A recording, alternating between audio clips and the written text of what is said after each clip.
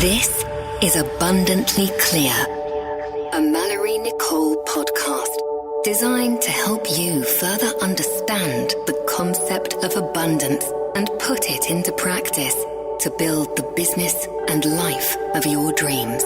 We'll be breaking barriers of conditioned belief, the standard rules of marketing, and empowering you to achieve real success, allowing you to make a greater impact and live a fulfilled, purpose-driven life with ease. Welcome to the conversation, the stories, the science, and the synergy of living life abundantly clear. Now, on to today's episode. Welcome back to this week's episode of Abundantly Clear. This week, we have social media strategist and graphic design artist, Heather Howard. Heather, welcome. Hi, Mallory. Thanks for having me. So excited to have you here. Heather is someone that I hired a while ago to do some work for me. She's absolutely phenomenal and outstanding, and I'm really excited to be doing this interview with you today. Yay! I'm so excited for you and your podcast. Can't wait to listen to every episode. Yes!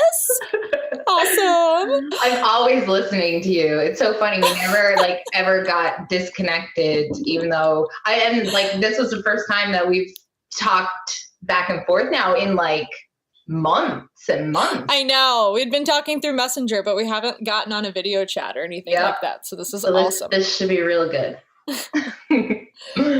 So, Heather, I'm super excited to just share a little bit, or not me, but have you share some of your story and what's going on with you and how you run your business. How long have you been a social media strategist and doing the graphic and web design that you do? So basically, as my own, I'm basically a freelancer, really. And I've been doing that for a little over a year now. I started kind of exploring this as a possible option because I actually was a hairstylist for 10 years. So I started exploring it in 2016. But my experience dates back to when I was a teenager in high school. I was building websites. I was on the student council. I was the webmaster. I was going around taking pictures of people and posting them on the internet before Facebook was on the go. So it dates way back. And then hairstyling came in the middle. And then things shifted about 2 years ago. I was like, I'm going to give this a try and try to make this a career. And how did you, because if you go to, I found you in a Facebook group. I think we connected in a Facebook group. But if you go to your Facebook or you go to your Instagram, you really don't market yourself all that much. So I'm super curious, and I know a little bit of this back end, but I want you to share with everyone who's listening. How do you get the clients that you get? Because your schedule is completely flooded right now with people. You've got projects all over the place, people coming to you asking you for help. How has all of that, gone down? I think that it kind of did start locally. I do have a lot of contacts locally. People do know who I am. I used to be a salesperson. So it started with doing some local projects. And then I realized that yes, all these Facebook groups. So I would kind of look out and see if somebody was looking for someone who kind of fit the description of what I could offer. And I might or might not write them. It wasn't something that I planned, I have to be in these Facebook groups. I need to be looking for work. But that being said, there was a point in my business where, there was oh my God, where is my next client going to come from? That was something that I always thought. But now it seems that just through, word of mouth, even sometimes it's my clients that I have recommend me to other people, or someone sees something that I did and asks how did you get that done? And someone says, oh, well, Heather did it. And a lot of it too, I know obviously this is kind of your thing. I decided that I had something to offer, and I believed that there were people out there who needed my skills and my offerings, and the people just come. Like it is kind of crazy. It sounds kind of crazy to say that, but the people just come. And like, I do have periods where I'm like, you know, if I say no to this project that doesn't really feel right for me at the time, or I don't actually have time in this moment to do it, and I say no, I'm like, oh, but what about in like 3 weeks when I don't know what's coming in 3 weeks? Like, did I make a mistake saying no? But usually when I say no, it opens up even bigger opportunities. I love that. You just talked about a couple of things that are like near and dear that I freaking love talking about. One of them being how you position yourself is really what comes in. You know, I think that it's an overlooked thing, especially in entrepreneurship, but also just as you live your day-to-day life. We don't realize, we don't take into account how much of the energy that we're projecting is exactly what we're going to get back. You know, I'll never forget the conversation. This was a long time ago, but I was on the phone with one of my clients, and they had someone book a call with them, a strategy call with them, and it was a pretty big time person, and they were nervous about it. And in the call and uncovering with them how that call went at the end, you know, her response is like, I'm just so happy that I didn't close that call. You know, the energy behind it was, I don't want to take this person on because this is going to be a really big coaching client and I don't know if I'm ready for it. And if that's the energy going in, that's exactly what we're going to get on the outcome. So how we position ourselves, and if we show up to the world ready to take on the business that's, you know, going to come through, that's when it comes. But if we're hiding and playing small and, you know, telling ourselves that we can't handle a client like that or can't take on that type of work, then we're going to deflect it over and over and over and over again. So that's a really powerful testament to, you know, just really your personal experience and how that's looked for your life. I think that's something that we don't talk about enough. The other thing that you touched on as well is retention and referrals. So you have a lot of clients that have continued to work with you for a long time, right? Like even when you were just getting started, you still have some of those clients that are still using you for work. Yes. And like the work that I did for them, and even the, say like how I was paid or how much I was paid has changed in a year, over a year's time. I went from doing, say, just social media posts to now developing the back end of like a Shopify store. So as my clients' businesses have evolved, so have the tasks that I've taken on and things that I've learned for them so that I can apply it to their business. Because the way that I approach my work, which might be a little bit different than other people in this same field, is that like, I don't want to tell my clients what they need to do. I want them to make the decision. This is what I've decided in my business that I want to do online. Heather, how can you help me? And I figure out those pieces. And if I can't do it, then maybe I might need to outsource something to someone who has a different skill set than me.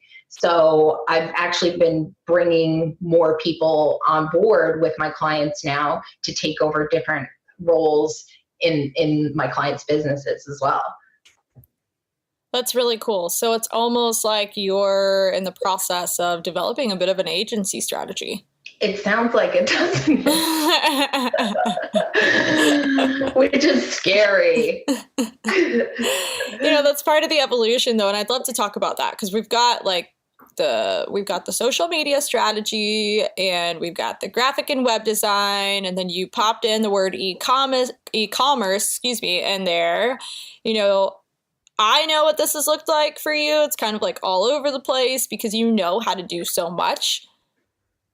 What would you tell the listeners about how that's played into your business? I think that it's definitely, it's difficult sometimes to focus. Like when a client comes to me and they have a big grand idea, I mean, I love big ideas and I want to make things happen. I want to make things happen for them. And sometimes someone needs to step back and be like, okay, listen, like this might be bigger than what we can handle as a team. And then, so I've actually kind of taken on a little bit of a project management role because of that, because it's like, we're dealing with bigger projects now. So it needs to be breaking down. Like we can't fly by the seat of our pants on this anymore. Like things are growing, things are scaling. So, I mean, it's been difficult because I'm here by myself. Like I'm home, I work from home. I don't have people who work for me locally that I'm collaborating with. I'm collaborating with people in different countries and different provinces and things like that. So being alone here in my business, it's hard to figure out how I could build a team, service the client, while really the end product being what I could do all myself if I was doing it all myself, right? Yeah. So like managing a virtual team, like I don't have an actual virtual team right now, but I see that as something that could be a possibility in the future, but figuring out the how and doing it is a totally different thing. Yeah. And, if you own your own business and you're listening to this, you're probably like, yeah, I get that. You're always evolving and figuring out how to scale and feeling into what the next phase in evolution looks like. And if you're not an entrepreneur and you don't own a business and you're thinking about starting one, like this is really what it looks like. You never have like these months or these weeks where you just wake up every single day and you're like, everything's dialed in. There's nothing that I need to improve. There's nothing that I need to think about. Nothing needs to change. I just have to do and produce over and over and over again because things are always changing, always changing.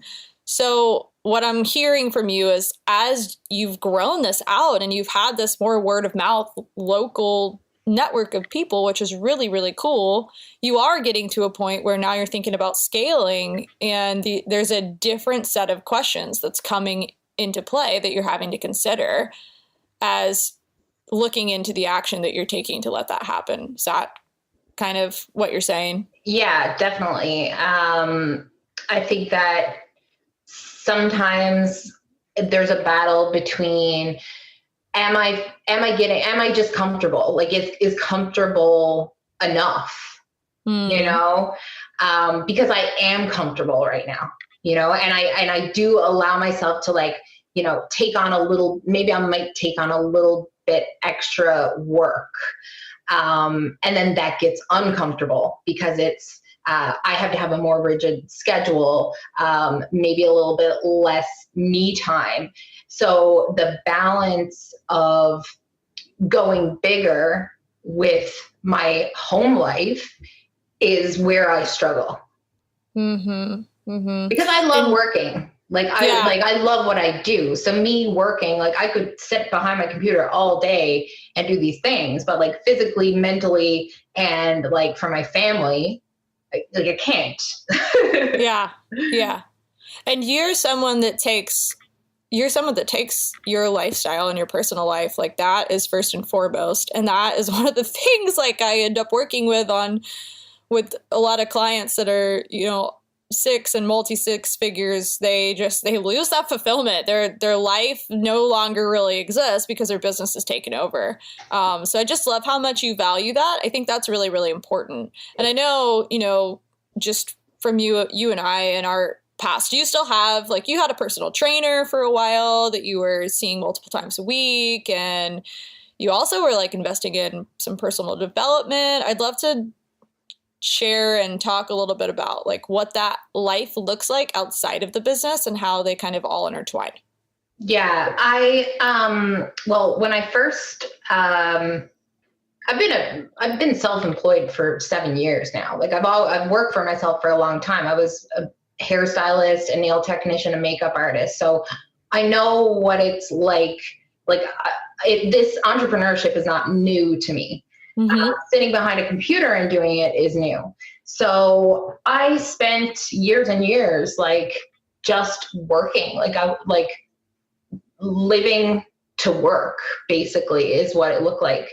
And I bet myself up. I ended up with 2 herniated discs in my back. I was super stressed out. And so it took injury. And usually this is like, I hear lots of people's stories that are like this, and I think it's important to share it. It's like, I didn't just decide to go and do what I do now. Like, I physically had to stop doing what I was doing before. So that was when I really turned to, how am I going to take care of myself? Because that was not a focus for me forever. Like that didn't come naturally. After I had my children, it was like, that was a crazy struggle of, how do I take care of kids and take care of myself when I never really took care of myself before? And now I have to take care of these people. And I have a husband, and I have a house, and I have and I have to make money. So I did start, I actually was introduced to Kundalini yoga. I think you've also done that. Yeah, I have. I've done, it's a little bit few and far between in Seattle, but they did have a studio when I was living back east that I enjoyed going to. Yeah, so I did, that was, oh my gosh, I think that was like 2015. I was introduced to Kundalini, and like, I was never like a diehard, like, go to it every day or even every week, but it just made sense to me. It was like, it felt really good. It was weird, and it still is weird. So since then, the person who I had actually met, like, she's grown in her business and what she offers. And so now she actually offers one-on-one Kundalini coaching, kind of, I guess. So I did, and I do invest in her and her time, and I go and could spend 3 hours doing these Kundalini meditations, which has, like, it's been wild, crazy. That's awesome. That's really awesome. Yeah. And if you are familiar with Kundalini yoga, and I am no expert to Kundalini yoga, by the way, just preface that for a second, but it is like, it's pretty weird. Like, it's not the same thing as like a vinyasa class or just a normal yoga class. It's definitely pretty, like, they go back to the roots of yoga. It's like it's very intriguing and interesting. And you feel like your body feels different afterwards than it does in a normal yoga class. It's really fascinating, actually. But how have you found that investing in that has helped you show up the way that you do to your business? Because I'm actually seeing you, and you look a little bit different than you did like when we first met. You just look like a little bit more calm and not as, maybe there's not as much on your plate, but your energy's changed a little bit. Oh, definitely. Like, I'm not going to say that like Kundalini is the reason, but I think my reason for investing was like, I had specific reasons for wanting to do it. Like, I went in saying, okay, I want to meditate.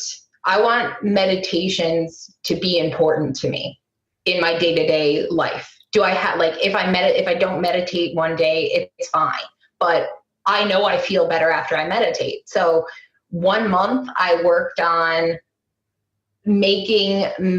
holding myself accountable for the self-care that was important to me, which I knew was going to the gym, meditating, eating well, like that's how I struggle with that. Like, that's something that I do need to think about. And like, it needs to be at the top of my mind, or I fall off the bandwagon with that. So I worked on specific goals through Kundalini yoga and meditations. I also worked on 1 whole month. I worked on blocking out a lot of the noise around me and focusing in on me and what I felt was right for my life and my business and my family, and not listening to everything else around me. So I worked on that for a whole month, right? Like, and it's still something I work on daily. Yeah. Yeah, absolutely. I'll never forget when you first hired, it might have not been the first time, but when you started working with a personal trainer, you were actually doing a little bit of work that I had been paying you to do. And we had a conversation about your personal trainer, and you're like, the reason I pay for a personal trainer is because I won't go to the gym if I'm not paying for a personal trainer. Yes. And you know what though, Mallory, I learned quickly even that, like, okay, yeah, you can pay a personal trainer and they're going to be there when, but like, am I going to pay a personal trainer for the rest of my life? Do I really want to spend the money when I know what I need to do physically with my body? So it came down to, okay, yeah, that worked for a little while. It was really helpful, but then I had to shift things and say, okay, what is it I really need here? Okay, I need to learn how to hold myself accountable. Like, I want to be able to hold myself accountable for a lot of things in my life. Yeah. And so learning that, like learning how to do that. And like, I still don't actually really know, but I do have things that I do now that help me to hold myself accountable and, not beating myself up when I don't do things that I had set out to do, because that was a huge thing too. It wasn't about not doing it. It was about feeling so guilty when I didn't. Yep. Yeah. Yeah, that resonates a lot. And if you are listening to this and you find yourself wishing that you went to the gym more or doing things in your business that you don't prioritize and all of that nature, it's really cool, because there's actually a whole, and part of this has come from coaching certifications, but part of this has actually just been from self-study. Until we create a new brain neuro pathway to do the thing that we want to do, being deeply connected to something more than I want to work out because I want to work out, sometimes it can be really hard to instill and create new habits. Man, I can't remember the name of the book. There's a book called like Forming a Habit Change by Rob. I can't remember what it's called.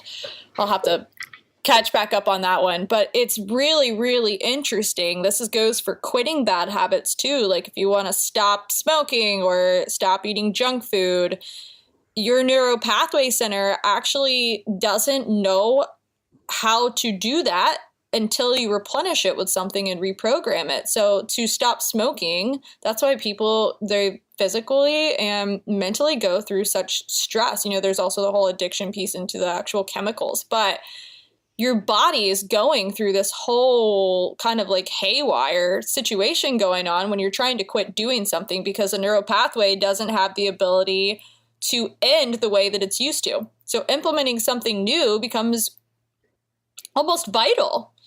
And that's why diets don't really work. You can't just stop eating junk food. You have to have something that replaces the emotion, because you get that hunger and you get that emotion, and it needs to be something on the other end that you're fulfilling that with, versus like the brownie or the bag of potato chips. So that's something that I've been like super fascinated with. And I think that diving into that science, I'm like, oh, well, this makes a lot of sense. And how much easier is it for us to be not hard on ourselves if we can understand the science behind why we might not do things the way that we have the ability to, because we just haven't set ourselves up for success in the way that we have the capability to. But cool. I love the way that you've shared, even after you were paying for the personal trainer, you still hit a point of like, am I going to do this? Like, there's got to be that deep connection to your why to set you up to have it in place. Well, and then there's the aspect too of like educating yourself on what you're doing. So like, okay, no, I'm not a personal trainer, but as a person with a body, it's my responsibility to understand the exercises that I need to do and why I need to do them and what muscles I'm working and things like that. Like, especially when you come from having an injury and having a surgery, and maybe also being weak in some areas that are different from, the average person who hasn't had that. So like, I'm responsible for my body. Like and that is something that as an adult, saying that seems so silly. in a way, but it's like, yeah, like I'm responsible for my body, and like nobody else is. Yeah. Yeah. Full responsibility for everything that's happening in your life. Personal, Exactly. business, it's all one and the same. And I love the way that you're sharing that too, because that was something that was really hard for me when I first started my business, is that I didn't really know how to differentiate time into the time that I wasn't showing up to my business and the time that I was. It was all just kind of mixed up into this new, now I started a business, I don't really have a life. And, you know, that can't go very far. No. Yeah, I know. Like I still, listen, I still struggle with that because, I think we've talked about this before. It's like just being and enjoying what you've done instead of feeling like there's something else that you're supposed to be doing in your business. It's like finding the things that like truly bring you joy. And I mean, that really changes. Like, I mean, I crochet, which is like so the most random thing ever, but I enjoy making things with my hands. Like that's a thing. That's it's silly, but it's a thing. But like when you really enjoy your work, it makes it difficult to like draw the line between, you know, work and doing something else that you enjoy. Yeah. Yeah, it totally does. Something you just said that I'd love to go further on is the feeling that you're supposed to be doing something that you might not be doing. So you and I have talked about this before. How do you feel that plays into marketing in the online world? Oh, well, I mean, obviously there's so many platforms and ways to express yourself online. And I feel it every single day. And you notice it is the thing. Like people notice that I don't market myself. Mm-hmm. Like I'm a social media strategist who doesn't put into practice the things that she tells other business owners to do. So like every day, like I kind of think, oh, Heather, like maybe you should take a minute and be like, okay, I'm going to apply some kind of social media strategy or something to my business. I'm going to put myself out there more or something like that. But I'm not going to say that that's never going to happen. But right now, today, there's no space for that. And there's no, like, there's nothing in my heart or my head or anywhere that's like, I'm avoiding doing something. Like it needs to make sense. You don't just do it because somebody told you that you should do it. Yeah. So learning to differentiate what makes sense in your business and what action steps do you need to take versus what you're seeing everyone else do online or whatever that may be. And this is a really beautiful explanation of this, because even something that you do for your clients isn't something that you necessarily need to do for yourself in order to market your business, which just kind of shows that I'm not connected directly, but there's a lot of different ways to grow your business, but everyone's going to tell you that their way is like the absolute number one answer. Yeah, I mean, it makes sense right now for me to just continue doing what I'm doing, but that's not to say that I don't feel that at some point there might be a product that I might create that would require me to do all these things that I do for my clients. Right now, I can't automate me doing something. Yeah. So it just doesn't work that way. So me promoting myself when I already have people that I'm turning away or, you know, putting on the back burner, okay, I can't work with you for another 4 weeks. It just doesn't make sense for me to take the time out to market myself. Yeah. Wow. So it's been a little over a year. You know, I know you've been into other modalities before, but it's been a little over a year since you've been doing the social media strategy and graphic and web design. And you've already gotten to the point where you're turning people away. You're on a wait list. I know. It's actually, like, honestly, Mallory, like, it's so crazy when I talk to my husband about this, because, like, you know, he is my best friend in all of this. And he's the person who I talk to about my business. And like, sometimes I don't want to hear what he has to say, but like, he brings me back and says like, Heather, like, look at where you were last year. Like, seriously, like, especially when I'm always beating myself up. Oh, I should be marketing myself. I should have a product by now. I should have something automated. Like, I am in a completely different place than I was this time last year. Incredible. Completely different place. Incredible. Yeah. That's awesome. And that came with you really learning how to listen to yourself, right? 100%. Like, and very much so listening to myself, really just blocking out everything else. And like, in a way that maybe some people could have even taken offense to. And this is something that I share with a lot of people. Like, I don't follow anybody on Instagram. Like, if you go to my Instagram, I don't follow, like, no, I'm not Taylor Swift or whoever, like some celebrities do that. It was because I didn't need to, like, I would rather sit down and talk to somebody who I knew in high school and like learn about what they're doing and have a one-on-one conversation. Like, that lights me up, not scrolling down through and looking at these things that really mean nothing to me. Like, I see my family, I know who's important to me. If people want to follow me or unfollow me, like, good, do it. Like, if I bother you, unfollow me. And I'm not saying people bothered me, but I knew that I had to just block out everything else and focus in on what I wanted and my own self-care as well in that, and how I balance caring for myself and building and growing a business and caring for my clients and knowing what they need, even when sometimes they don't actually say it. Like, that's a huge responsibility too, right?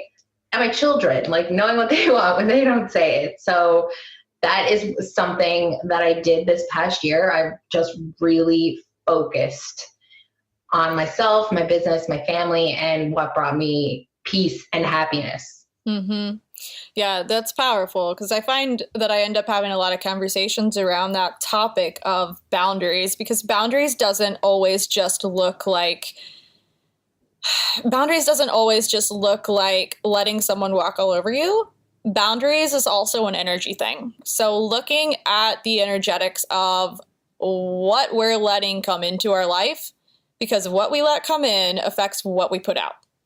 And it could be perceived, like, I'm not going to lie, there could be people that hear you say that are like, wow, she must be really arrogant to think that she doesn't need to, follow back or whatever, just like stupid stuff. It's social media. Like, we overcomplicate it. But when we have the ability to really make decisions for ourselves in what we know is going to be best for us, so that we can show up to our relationships and to our families, that's when the best version of us is shown. And then we see the best results. Yeah. And I know, like, I totally could see how someone could look at me and say that, but like, if someone follows me, like, every now and then I'll be on Instagram stories, like, totally randomly on Instagram stories. And I could just sit there and like chat or whatever. Like, yeah, I'm sure, like, I'm decent on video. Like, oh, Heather, you should do video, people say. And it's like, well, you know what? Like, I just don't have time right now. But if someone writes me and says, oh, like, makes a comment to me, I always write them back. Like, I'm not trying to block out communication or relationships or people or whatever. I want to interact. I don't want to just be scrolling and like, me scrolling is me by myself.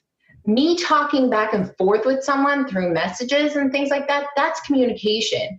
So I was just over it. I was like, you know what? Like, I'm not talking to anybody on their Instagram feed. Like, I don't need to see it then. Like, if they want to talk to me, if we want to connect about something, then connect with me. Like, I don't hate you. Like, but connect when you need to connect. I cannot know everything that's going on in everybody's lives or everybody's businesses and what their next move is going to be, what their next product's going to be. Like, you just can't. Like, it's too much. Yeah. And how much of that directly relates back to how you have built out your business from a lot of local communication and relationships that you have in person. Because I think that one thing that entrepreneurs sometimes they have a tendency to close the box a little bit because they get into online marketing and then they think that they can only market themselves from the computer because they'll have to have an office or they'll have to, pay rent somewhere, or they won't be able to travel or have the life that they want if they build a local network of people that brings them business. Yeah, it's funny, local business kind of came to me. And again, it's because contacts from the beauty industry, really, and being in sales in the beauty industry, that I have these contacts. And I did run a charitable project back in 2016. So I've always been a very social person. Like, I would walk into a store and like, I'd ask for a donation. I'd explain like what it is I'm doing. Like, I'm a person, I'm a people person. I really truly am. But I guess people just like locally, when you do something and help someone, especially when you live in like a small area where a lot of people know each other, and that's kind of where I live, word travels real fast. And like word of mouth advertising, even though we live in this like world of like, oh, you can reach your whole audience, is like, but is your audience listening there? Right? So like word of mouth advertising, like you really can't beat that. Like those connections, those in-person connections. I don't go to networking events. I'm selective about the things that I do go to because I do value my time in a car. Like I don't want it. Like if I'm in a car, I'm probably listening to a podcast or something like that. But like, I don't want to spend my time driving somewhere when I can still make connections with local people through these tools, the Facebook, Instagram, all of that, be in these local groups. It's like they see me, but they really don't. They don't see me unless I drop in and see them. So it's keeping those, like never burning the bridges, really, like when it comes to the connections that you make, like yourself and I. Like, right? It's just, and I think that's one thing that people forget about in this kind of business. Is like, okay, how can we automate this? How can I take out the personal touch? Well, sometimes you can't.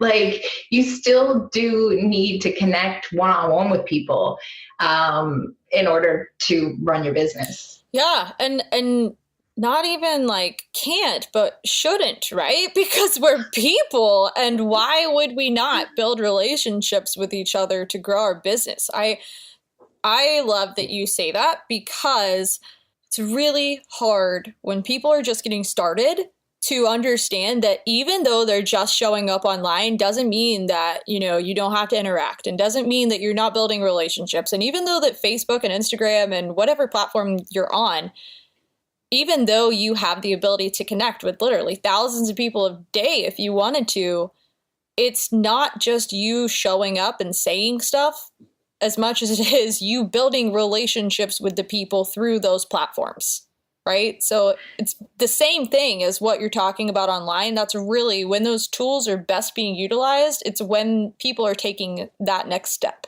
Totally. Like I actually had, I spoke with a potential client yesterday, and she was a Pilates instructor, and she was doing the same thing. She was moving her local business to online, and where she struggled was she has that, like, she does this Pilates class and people know that she's a good Pilates instructor, but how do you take that and put it online and make people see the same thing that they would see if they met you in person and went to your class? Mm-hmm. And there's a strategy behind that. Mm-hmm. You know, you can't just be like, oh yeah, this is me. You need to talk to these potential people who you don't know, who are kind of seeing you without you knowing, because you can't see them. They're seeing your website or your video, but you can't see them. So you need to make sure that you're speaking to them in the right way online, which differs from the way that you would probably present yourself in person. Like when you're, you know what I mean? When you're writing your website copy, right, for example. Right. Like, how do you write that and connect with someone when you're not actually having that one-to-one personal connection? Yeah, absolutely. And it's that connection that a lot of times gets missed.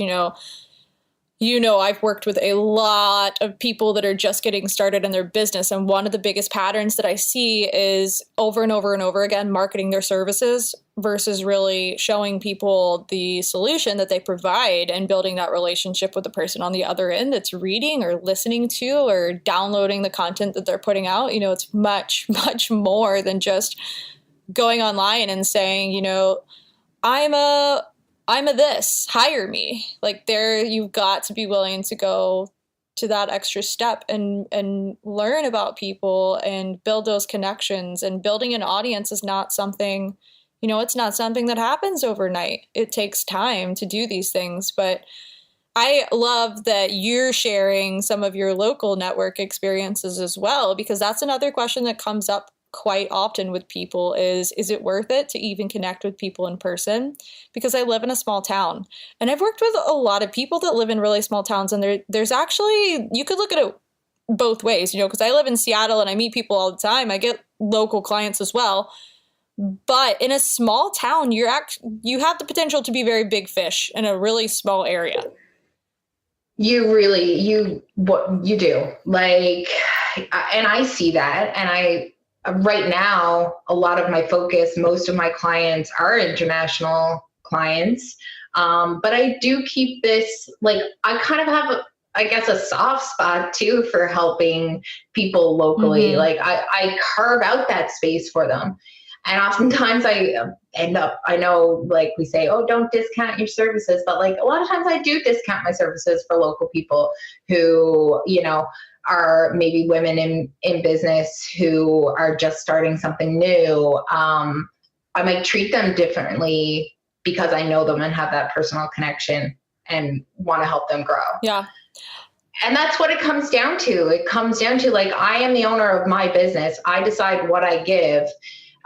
Sometimes I over deliver and I'm like, oh, Heather, like this was a lot of work and you probably didn't charge enough for it, but like course correct next time, mm-hmm. like, learn from that mistake, but you helped someone in the end. And, for me, that's what's most important. Yeah. So if you're listening to this, you really share the testament of what it means to build a business in helping people and building relationships. And it's one of the most simple business models that ever existed just from the beginning of time. And it's also one of the most overlooked ways to build a business. So I just love, like, kind of wrapping up the essence of what you're sharing.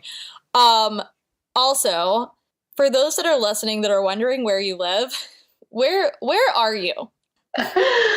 So I live in Canada. I can't believe we didn't talk about that. I live in Canada on the East Coast. It's I guess you could call it a little island called Newfoundland. And Mallory laughs. And anyone who wants to say Newfoundland right now, I can guarantee you're probably not saying it right. You can rewind and try again. Newfoundland. But we have our own time zone. Which is the best part ever. You're 4.5 hours ahead of me right now. Yeah, so we're there's Eastern, then there's Atlantic, then there's Newfoundland time zone. So I get up in the morning and I'm like halfway through my work day before a lot of my clients even roll out of bed. which is super cool for my business, because like I get a head start on what they left off on that night before. And then I'm like, ooh, look at what I have done. And they're like, whoa, Heather, like it's 9 a.m. It makes you look good all the time. Yeah. But being on an island, I mean, like it's pretty cool. Like it's kind of, again, like small, like everybody does know everybody here. Like they do. So when this podcast comes out, it's going to be like, oh, Heather's on podcast. Did you hear? I might make the news, Mallory. That is hilarious. That's hilarious. I've always found that, slightly fascinating about you. I think you're remarkable and amazing, obviously. Otherwise, I wouldn't have asked you to come on here and share all this stuff. So thank you for your time in doing that. But I've always thought it was this unique little thing that you've got going on in your little island in Canada, off in a different time zone. It's like you're in a different place. And then on top of that, like I basically spend most of my time in my home office. Like I don't really go to coffee shops and work, because like the best internet connection happens here at my house. And you guys can't see this right now, but she really is like she's made to work on the computer. There's a pillow behind her right now that has the @ symbol embedded into it. Like you're so great, Heather. I love the work that you do, and I love the way that you build your business. I love everything that you shared just about, it being about the lifestyle that you want, how you've prioritized yourself so that you can show up for your family, how you have, created a remarkable business in just a little over a year through a lot of word of mouth and referral and retention. And it's just all the stuff that really lights me up that I think gets overlooked over and over and over again. So thank you so much for coming on here and sharing all this. It's been wonderful. I'm so excited for you and all the things that you do. Oh, thank you. I do follow you, Mallory. Well, that means so much, considering you don't follow anyone. I love hearing your perspective on a lot of things, and it makes me think. And I love your book recommendations. I always read them, whatever you recommend me. And it always helps me. Good. I love reading, and the thing about you though, is you actually read and you implement, there's a difference in just reading to read. Oh, someone recommended me this book. So I love recommending books to people who will actually take into account what they're reading and implement into their life. You recommended, Brene Brown, Daring Greatly. Yes, I think you that's a good one. I read that. And I feel like I want to read it again, because there's a couple of things I was like, that's one of those that you could literally keep going back to. But then I was like, you know what? I'm going to read I think it's Dare to Lead, maybe it's like one of her most recent ones. And, which I have not read yet. I thought it was a good choice for me, because I might actually be becoming a Girl Guides leader locally. Fun. Yeah. For my girls. So, and that's really, really a big step for me, to put myself out there, even though it's like, it's kids, but like you're a leader. Yeah. And leadership roles, they are what makes the world turn. Yep. And Mallory, I'm this girl who, like we just said, I am super comfortable in this office. I am very comfy here. But I feel I've been feeling, and this comes into like, where am I going to put my energy? Am I going to put all my energy into changing the way I do my business, or am I going to put my energy into something else? And maybe this is that thing. So I'm exploring that now, which is kind of cool. It is cool. No, it's cool. I've always liked how you give yourself the opportunity to look from more of an objective point of view into your life and business, and really being honest with yourself and learning how to listen to yourself and come up with those truths of what feels good and what doesn't. And that is a pattern that I see over and over again with people that I just think really gets them into these positions where they're stuck and unhappy because they don't know how to listen to themselves to take the action that's really aligned with what they really value and what they want. So they end up creating a life that's not, you know, it might be bringing them money, but it's not bringing them the other pieces that really make them happy. And 100% like money, I've learned quickly, like I had no money and now I do have, you know, I have money now, but does having even more money look like a better life to me? Like I know that it really doesn't. Like there's something else. Like I can feel that it's not the money. Yeah. You know, I had to get to a certain level when it came to money, but there is something else I want to pour my energy into. Yeah. Yeah. And money is a resource and a tool and it gives us freedom, but I totally understand, you know, if it's just the monetary exchange versus the value that you're aligning yourself with and what you're putting out, then it doesn't feel the same. But it's cool to look at that from the lens of non-judgment and more of an objective awareness into allowing opportunity to open up for what's next, you know, because this is where what you just explained, it's where a lot of people, they look at what they've created and then they start getting frustrated or shaming themselves. And that's when the stuck feelings come versus just going, okay, this is where I'm at now. Let's look forward and see like what opportunity do I want to create? So I love that. Totally. Cool. Awesome. So if people are listening to this and they want a website built, they need help on social media strategy. By the way, Heather built out my Pinterest profile account, which has thousands of followers on it, and it happened in like 3 months.